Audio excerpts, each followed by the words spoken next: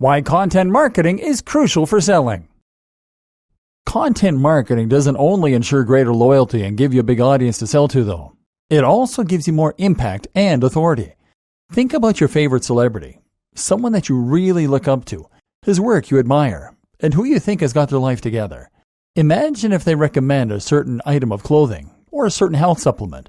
Would you be more likely to buy it? The answer for the general population is a resounding yes. This is why the shoe that Under Armour designed with huge online influencer Dwayne Johnson was the fastest selling of 2017. The shoe, the Rock Delta, had the considerable advantage of being recommended by someone with a huge audience and a huge amount of authority and trust within that community. The objective of content marketing is essentially to build that kind of trust and authority directly. Instead of working with an authority, you are going to become that authority. Take a look at someone like Tim Ferriss, Pat Flynn, or even Tony Robbins. These are people who offer value through their blogs and their videos, so that when they have something to sell, they have millions of people waiting to buy from them.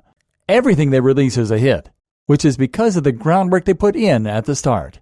The same goes for YouTube personality Elliot Hulse, or bodybuilding site tnation.com. These are sites with fans, not just readers.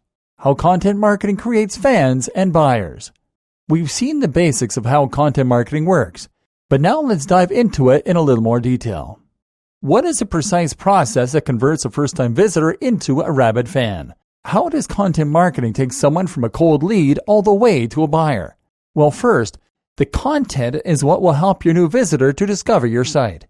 They will search for a specific topic, and your site will come up in the search results. Or perhaps they will see a post from you on Facebook that a friend has liked.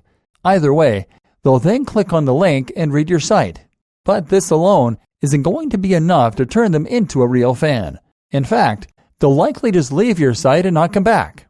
They will probably scroll down the page so fast that they don't even see your logo, and then they'll just navigate away as soon as they're done. Days, weeks, or months will pass, and the same thing will happen a couple more times. By coincidence, they will end up on your site. It's at this point they'll start to recognize some of your branding, and they'll note that you are running a pretty decent gig here.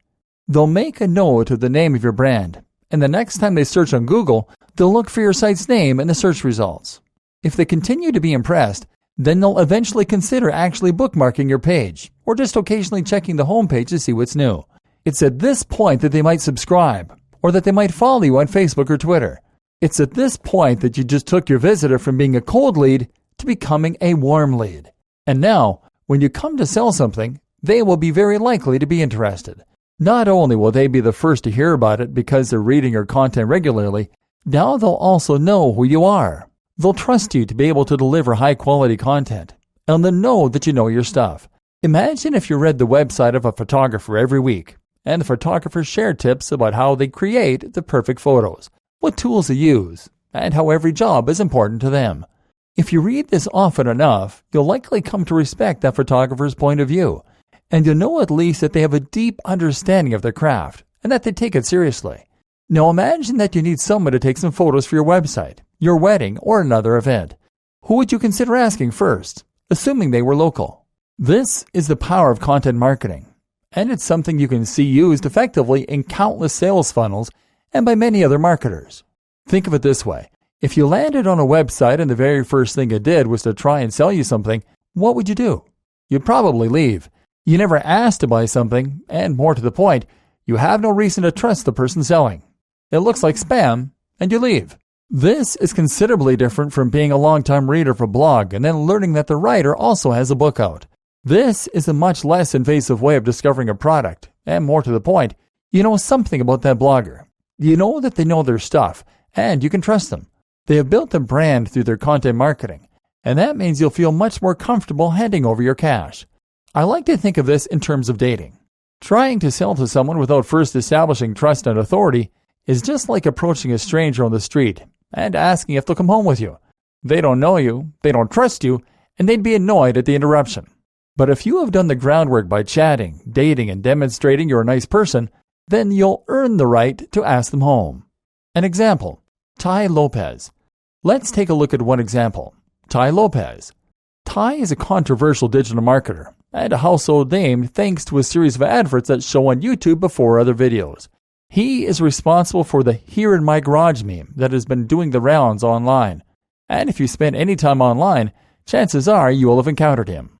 While you might find Ty's in-your-face marketing strategies to be irritating, like most people do, the reality is that they work. We know they work. Otherwise, he wouldn't have been able to make so many using the profits from his previous videos.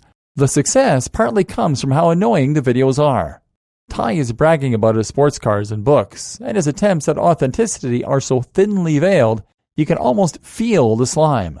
This is all part of his strategy, of course. As Trump showed us, no publicity is bad publicity. Being irritating and controversial gets people talking, and that is great for business. But what you can also learn from Ty is a pretty immaculate example of content marketing. Content marketing does not just mean blog posts. It also means videos, pictures, and really anything that can be considered content. The first video from Ty, then, is an example of content. This is the point at which a viewer is a cold lead. They didn't ask to be watching this, and they have no reason to want to stay tuned. The first thing Ty does, then, is to establish authority. He does this by showing off his cars, by referencing the fact that he gave a TED Talk, and by talking about money a fair amount. Now, the audience knows he knows his stuff. He shares some of his personal backstory too, in order to establish trust. The next thing he does, though, is to talk about another video, a free video that lasts over 50 minutes. This is important, because the video is not only apparently great value, 50 minutes for free, but is also an opportunity for him to build more trust and authority. If Ty were to tell you to buy from him as soon as you watch the YouTube video, you probably wouldn't. You would ignore the video and carry on with your life. At this point, he hasn't done enough to prove himself to encourage you to buy from him. But now imagine that you've just watched 50 minutes of content on top of that advert. Now you know just what value, I guess, Ty is able to provide. You like what he has to say, you trust him, and you've been given more reason to consider him an authority in his field. It's only at this point that Ty will now begin to try and sell to his audience. By doing this, he has now earned the right to sell, and the audience is more interested in buying from him. They're hopefully now convinced that he is a money-making guru, and if they want to achieve some of his success, they might consider investing in one of his books. This is a typical sales funnel, which in turn is a system that is designed to take someone from the first encounter with a brand all the way to wanting to buy from the creator. A funnel will almost always start with something free, a free taster, and then encourage more and more engagement, right up until the point where it tries to make a sale. But this sales funnel, like all sales funnels, also relies heavily on content, making it an example of content marketing as well. If you want to build trust and generate sales from your own website or blog, then you need to mimic this process. And it starts with amazing content.